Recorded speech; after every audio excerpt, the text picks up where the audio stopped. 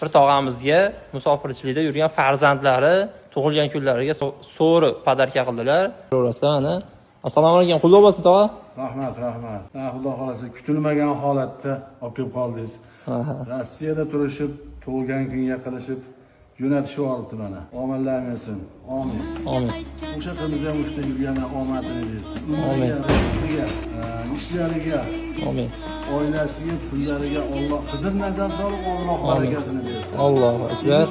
Ishlaringga omad. Yaxshi ko'raman, yo'q qalbingiz tilib, qadringizga yetmadi.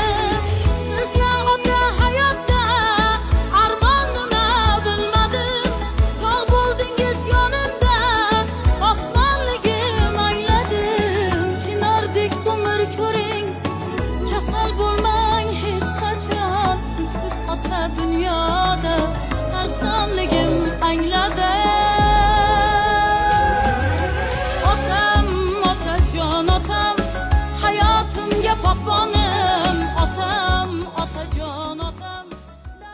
Har bitta o'zbek xonadonida bo'lish kerak bo'lgan narsa, albatta bu Marg'ilon so'risi.